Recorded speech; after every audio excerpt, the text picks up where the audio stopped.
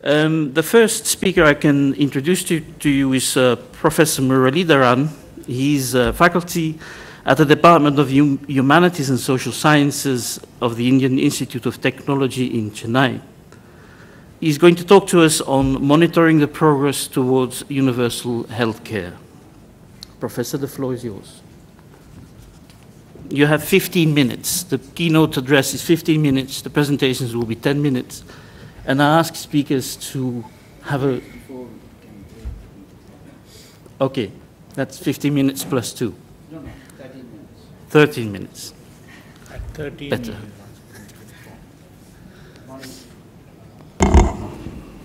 Good morning. First, I would like to thank the organizers for inviting me to this conference.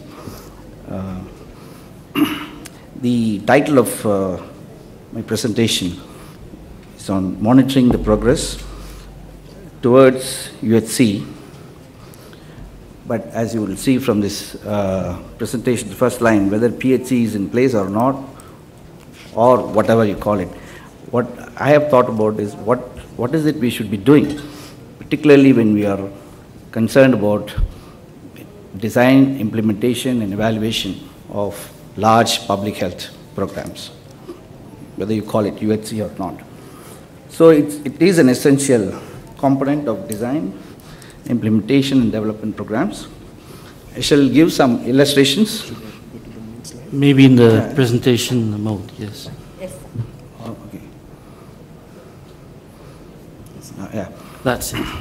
What I will do in the next 10 minutes or so is to give you some illustrations of what we can do with what we already have in terms of data and other insights, and what else we should attempt to do in the years to come.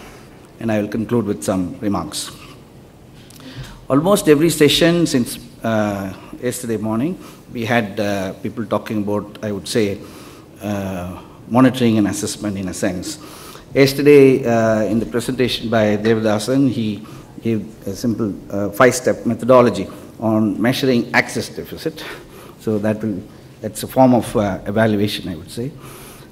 Also, we heard from Anne's presentation, construction of Kakwani indices and concentration curves to assess important dimensions of evaluation across countries over time. My first point is that whatever yardstick or indicators you may develop, first thing we should do is assess with regard to declared objectives of the program itself and see how far we can go ahead. For example, if you read the NRHM document, the 3 keywords are to provide accessible, affordable, quality of care. 1 or 2 quick examples, then we will talk about how we can expand at systemic level. So, when we are talking about accessible, affordable, quality of care, I've listed some generic questions. Definitions are important. What do we want to measure or observe? What can be measured by way of proxies or otherwise? Measurement methods, frequency and duration of observation, who is observing, it's important, then analysis and presentation, and evaluation of evaluations, where the peer review comes. And then comes the knowledge uptake or research uptake.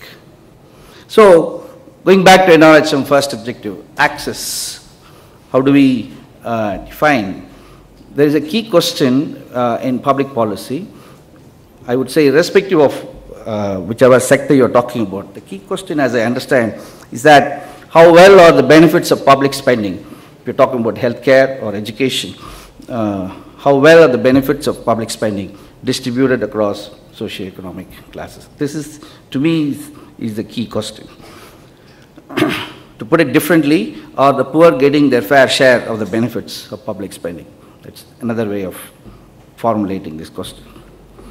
So as I said yesterday, we saw how the concentration curve could help in getting some insights into this question. I would like to supplement what Girija said yesterday and the presentation by Anne yesterday. with Girija's own work using the NSS data, and I will add something to this. So what this shows is an attempt to answer the question, how the benefits of public spending are distributed across socioeconomic groups. So what you see here is on the left-hand side, the poorest quintile based on the NSS consumption expenditure, and the least poor. They're not the richest, but least poor among the consumption expenditure.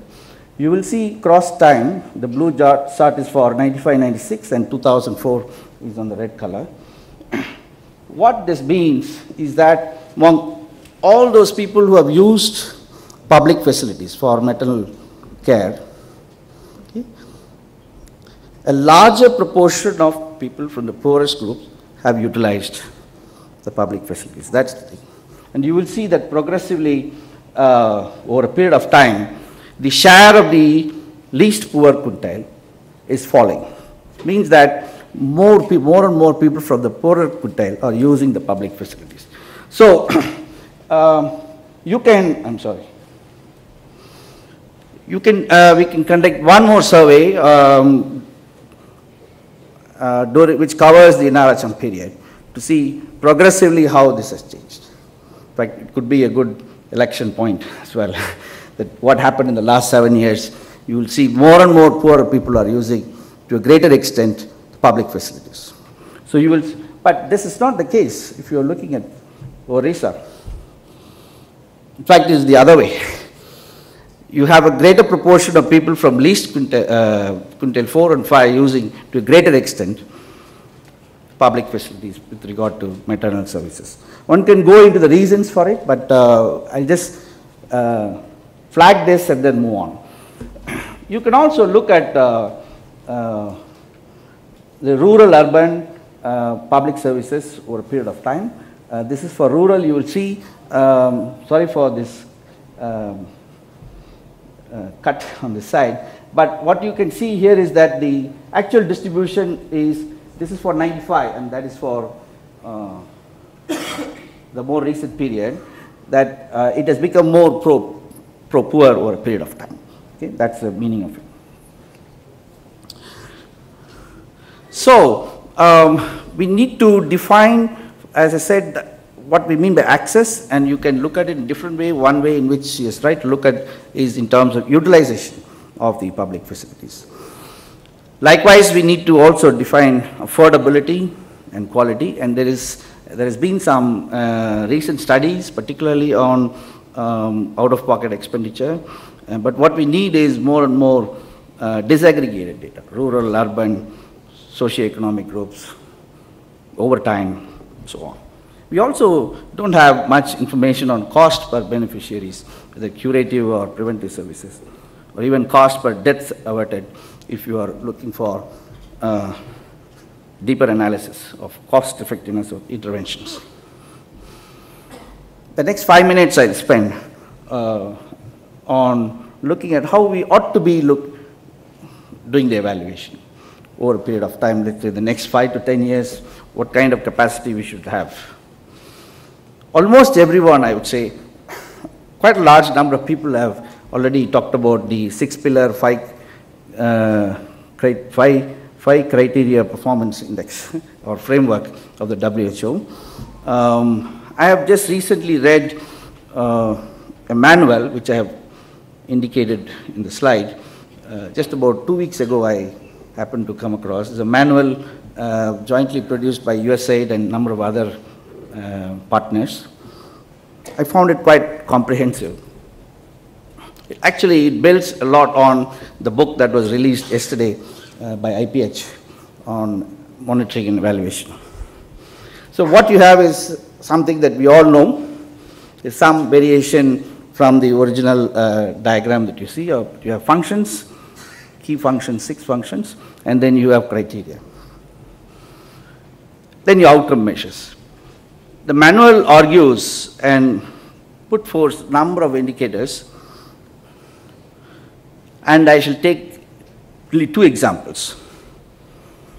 With regard to financing, which is the second function, they have also lots of indicators listed under leadership, governance, and so on. Let me just illustrate with respect to financing. So they've got 5 or 6 large subtopics like total health expenditure as percentage of GDP, per capita total expenditure, government spending on health, external resources as percentage of THE, and so on.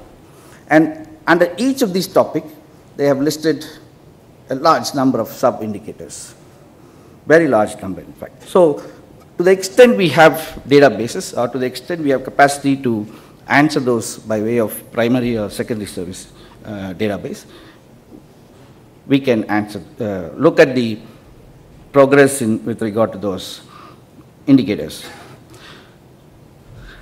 And the second point the manual makes is that you take a function like financing, develop subtopics, and within each subtopic set of indicators, and each of those indicators should be related in some way or the other with respect to these criteria.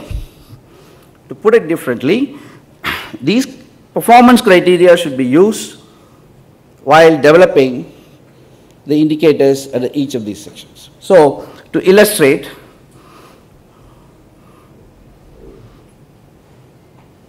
each of those indicators, that is subtopics as I mentioned, and the subtopics. I recently read this program evaluation report of the Planning Commission undertaken by the IEG Delhi. So they have done more or less similar way, but a lot of gaps there as well. And I was looking for their comments or evaluation of the extent of utilization of untied funds of the 7 states, but there wasn't any mention about it. What I'm trying to say is that this manual gives a lot of insights about ways in which we can develop indicators. Likewise, access, under access you can develop number of sub-indicators on user fee, formal payment, informal payment, and so on. These are subtopics under HR. The very broad subtopics are current HR situation, under which you can develop number of indicators, each of which should be related to equity, access, efficiency, and so on. That's the point they make. Policy and planning, managerial system, etc., etc. My last few points. Both in the inaugural and later on, in the first session yesterday, there's been a lot of discussion on the expectations of the researchers as well as expectations of the program managers or policy makers. What I would like to say is that there are different cadres of researchers.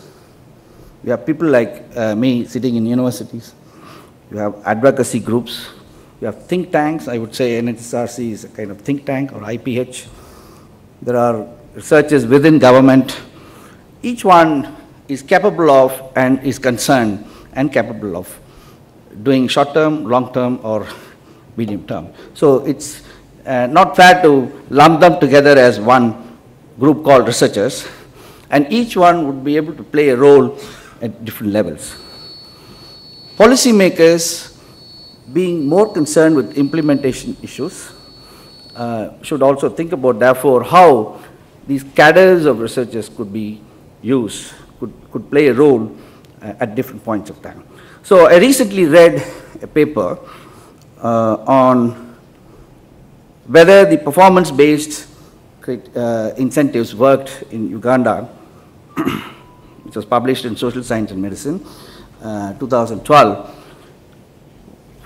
What they've done is whether performance-based incentives in Uganda has worked, and they had a design to roll it out over a period of 3 years, and they had a control group as well to compare.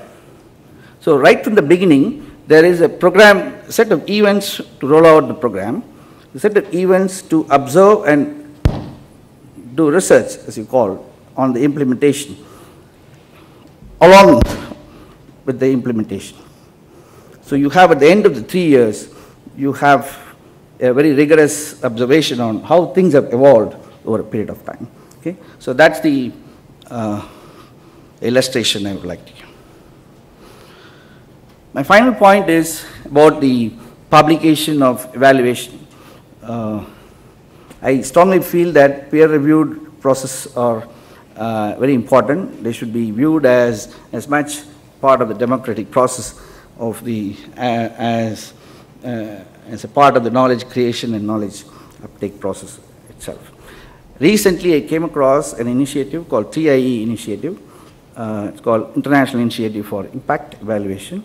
And they also bring out a very good journal called Journal of Development Effectiveness, which publishes peer-reviewed paper on program evaluations, particularly. I'll stop here. Thank you. Thank you very much.